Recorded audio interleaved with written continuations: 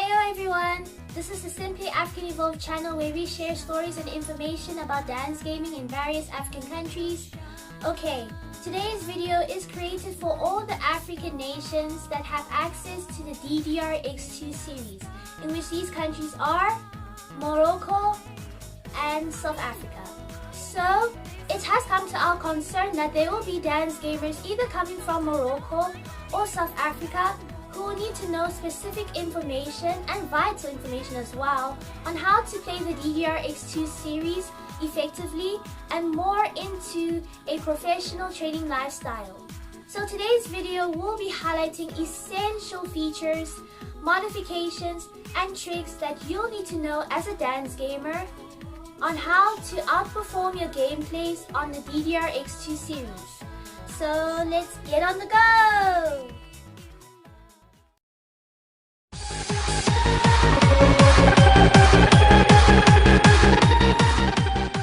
So this is the first feature that you'll come across immediately after you had inserted your credits and you start playing the game. So these are the two game modes, Happy Mode and Pro Mode. Happy Mode is more for casual gameplays, like you're not taking the game too seriously, you're just generally playing the game for fun and not looking forward onto pursuing it further. This mode has limited options on song choices as compared to on Pro Mode, you can access all the songs from first mix till the X2 series. Well, sort of. It's really a long story to explain, but we'll mention the reason why later on this video. You also can't access the options table on this mode to manipulate your gameplays using various modifiers to make it easier for yourself to outperform them and etc. So if you're considering onto taking your DDR career more into a competitive lifestyle, then please choose the game mode, Pro Mode, so that you can access the full package in this game, like more song choices, various features and modifiers from the options table, like your speed mods, changing your note skin, screen filters, and etc. Just use the right button integrated on the screen to switch to Pro Mode and simply select it. Then after you had picked Pro Mode, well, the same thing applies to Happy Mode as well. Then you can select your play style on either playing on singles, doubles, or versus play.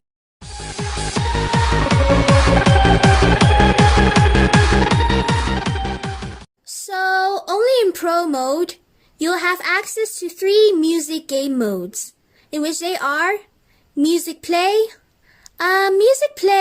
It allows you to have all the access to the songs stored within this game, with including the full package of this game's features and modifiers that you can manipulate within your gameplay. However, you still have to choose 3 songs within your entire set. That's just how generally dance gaming works. You always choose 3 songs and that's it. Unless if you make it to extra stage.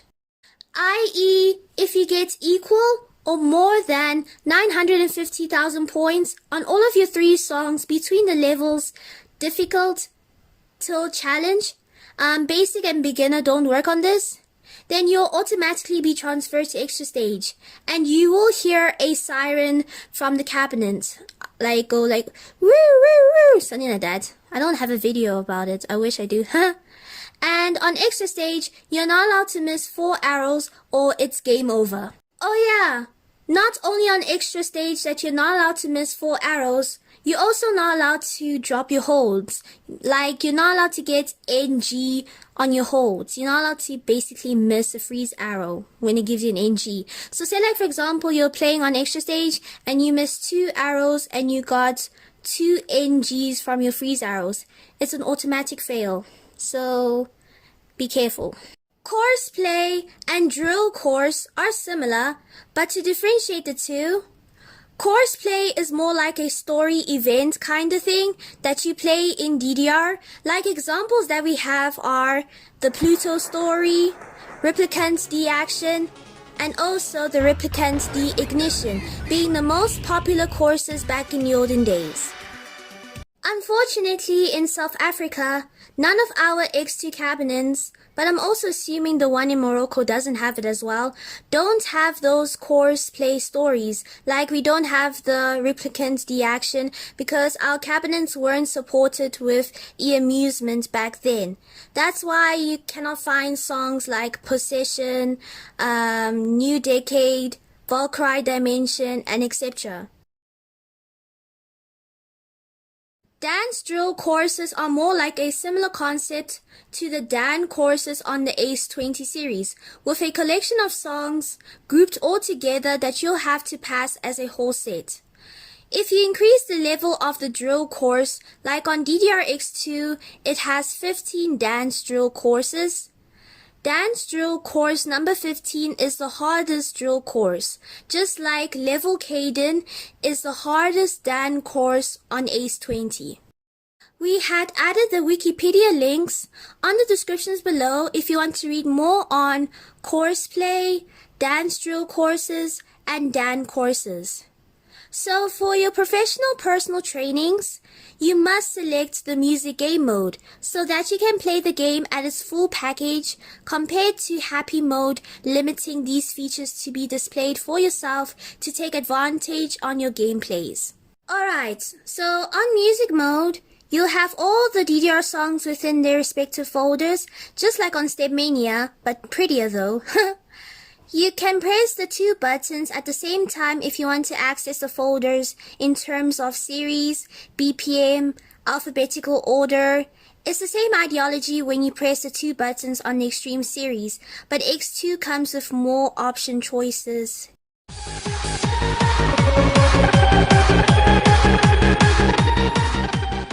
To access the options table, you'll have to pick a song that you're going to play first and then select it. But press the select button for a long period of time until you see this table pop up. This table is a set of modifiers that you can manipulate your gameplays to outperform them. There are documentaries and Wikipedia pages about certain or even all modifiers in depth from various dance gamers or communities in which we had added the links of these resources under the descriptions. So in this video, we're just going to give out a brief summary about each modifier. Number 1, speed mods. It basically increases the speed of your arrows approaching towards the receptor. However, speed mods do not affect the BPM of the song. It doesn't change the whole dynamics of the song itself. i.e., speed mods are not equal to song music rate mods. This modifier only just affects your arrow scroll. In your long run as you advance in DDR, it really becomes super crucial on learning how to read fast speed mods, as they not only enhance your readability to see the arrows more clearly, as compared to it becomes really difficult to read the arrows when they are all compressed and compact, especially when studying high DDR levels. This modifier is one of the top tier essential keys to master the fundamentals of accuracy in DDR, i.e., marvelous attack.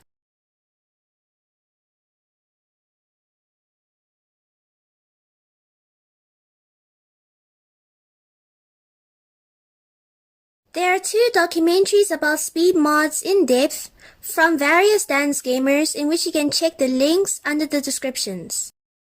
Oh yeah. Okay, take a look at this video.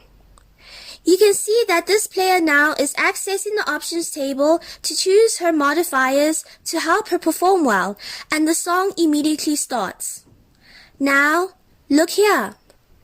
You also have a chance to change your speed mods immediately as your gameplay starts, as long as these 2 buttons are activated. If deactivated, you can no longer change your speed mods. This really helps a lot if you had made any speed mod preference errors before initiating the song coming from the options table, or if you want to change your mind from your initial speed mod choice, like if you now want to read the chart a little bit faster or slower for a particular reason.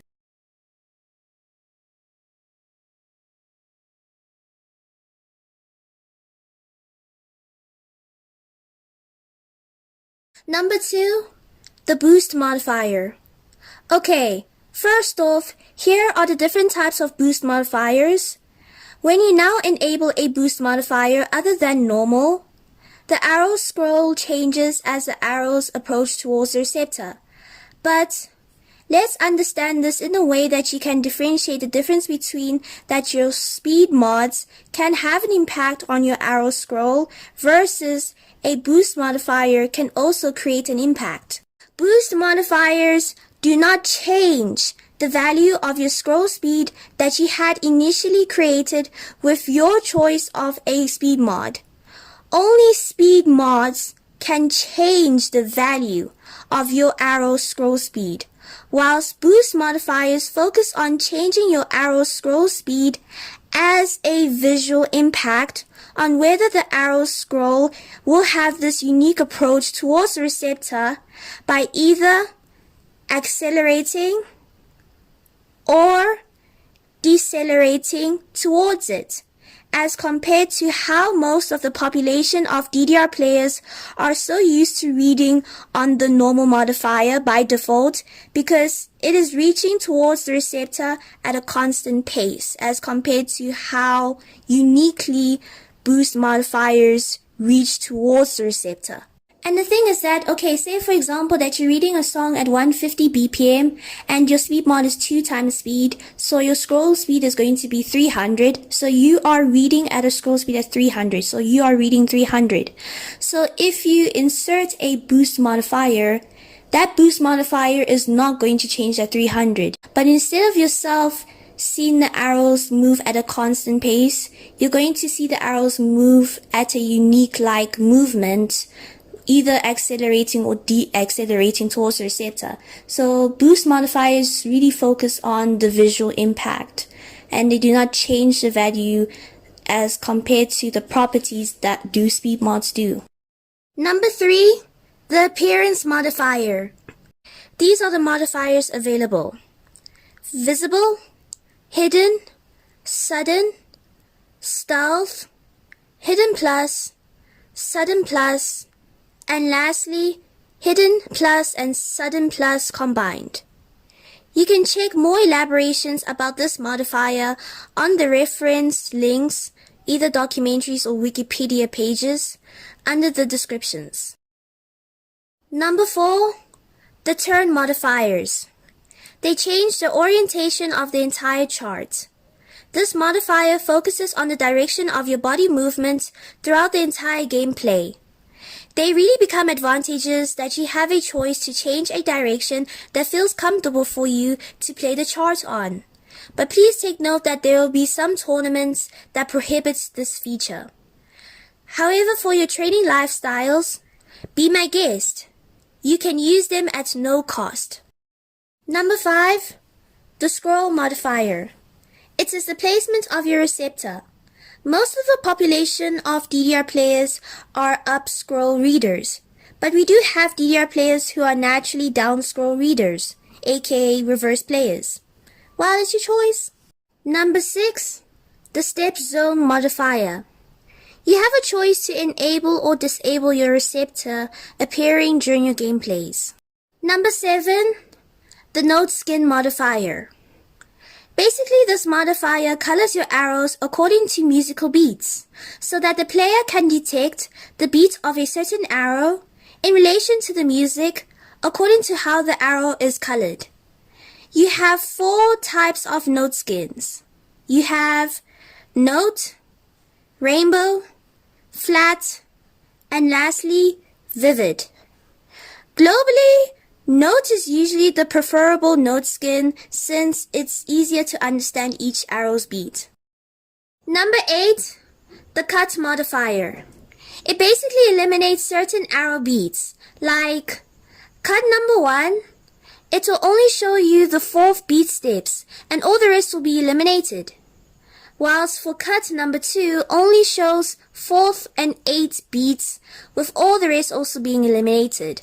Using this modifier is not acceptable onto if you're considering to pass hard charts for the first time as your inverted commas new level pass.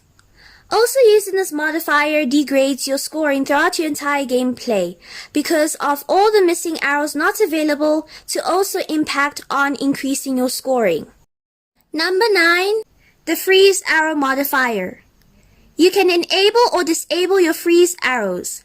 Disabling them can really assist a lot with charts that have complex patterning styles invaded with freeze arrows, making it hard at first on how to execute that pattern properly.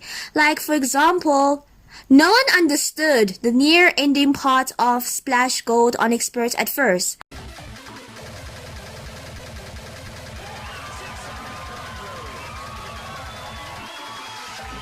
Until we had only understood the execution of this section with the help of disabling the freeze arrows and then enabling back them again.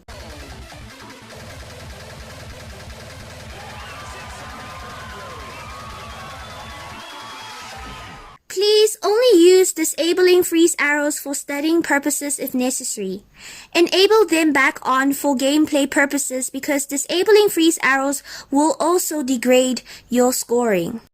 Number 10. The jump modifier. You can enable or disable your jumps. However, disabling your jumps will also degrade your scoring. Number 11. The screen filter modifier. It is a modifier that creates a dark background for your arrow's pathway. Literally the entire DDR community, players like to use it to avoid background music videos and pictures, making a lighting distraction for yourself to see the arrows clearly. So, you have 3 types of screen filters. Number 1, you have the dark filter, which shows 40% of opacity of the dark background. Number 2, you have a darker screen filter. It shows 60% of opacity. And lastly, you have the darkest screen filter, which shows 80% of opacity. And finally, we are on the last modifier. Phew! Number 12, the risky modifier. This modifier focuses on various options to manipulate your life gauge. You have 3 options. So the first option we have is normal. You have like a full gauge that fills up halfway every beginning of a song. Don't let it drop to the end or else you'll fail. The number of misses do not matter as long as you don't let that gauge go empty. Option number 2 is life full. Life full is basically used for extra stage. So you already know that you're not allowed to miss 4 arrows and or don't get NGs.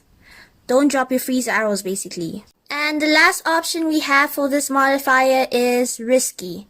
You're not allowed to miss 1 arrow or you're not allowed to drop 1 hold. Get 1 NG for a hold or else you completely die.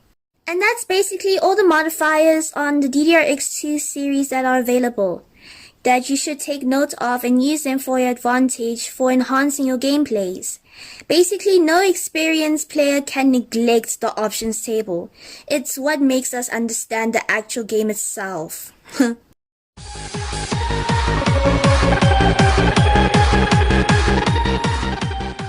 Wow. We think that this concerning announcement should be heavily informed towards the South African community, since it looks like the X2 cabinet in Morocco functions perfectly well without that system error that we are about to discuss with you all just right now.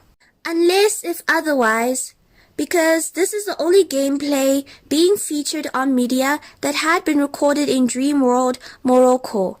So if you're a Moroccan dance gamer, please kindly inform us if there's any serious or concerning information that must be urgently disclosed about that cabinet. So let's talk about the system error happening on certain X2 cabinets. It has been previously explained on this documentary that you have a choice to change your speed mods during when the charts are starting, as long as the red buttons are still activated for a short period of time. Okay, so with that all being said, there is a problem with some X2 cabinets, specifically targeting Sun City and Carnival City. The rest of the X2 cabinets in South Africa, other than these 2 mentioned, do not have this issue.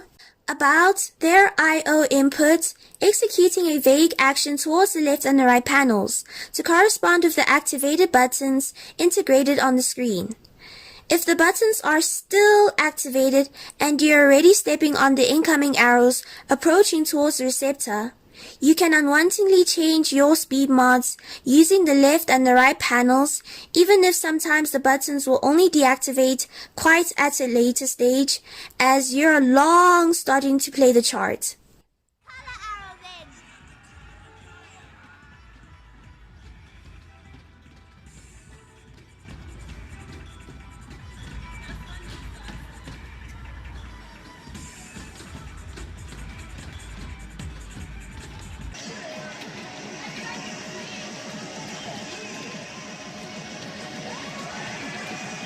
This system error first appeared in the X2 cabinet at Sun City on 27th May 2015 in the afternoon, and we are not sure when did this issue initially occurred in the X2 cabinet at Carnival City. No one knows how to deal with this problem, so dancing on these affected X2 cabinets can really be problematic for your gameplay improvements, especially if you are a doubles player.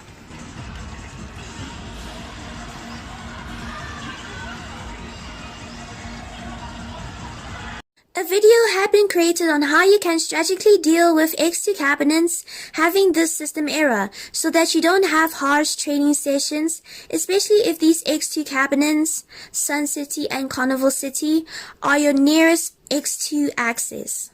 We also do recommend you all to get a chance to visit well-functioning, i.e. system error-free X2 cabinets elsewhere in South Africa, like in Durban, Sun Coast, and Wild Coast Sun. X2 cabinets do not have this system error, so you can play on these cabinets at ease. But for the dance gamers that are approximately close to the Gauteng province, Silver Star Casino's DDR X2 cabinet hasn't yet been physically investigated, but we sincerely hope that it'll get a chance to be deeply discovered, and keeping our fingers crossed that it may perhaps not be infected with any system errors so that we can finally have a well-functioning X2 cabinet in Gauteng. And that's all the resources that you need to be aware of about the X2 series. If you have any queries about any concepts or information that has or hasn't been informed within this documentary, or if you have any confusion that you'd like to clear off, you can kindly add those queries on the comments below and we'll gladly reach out to you with kindness. Thank you so much for watching this documentary, and see you guys on our next project!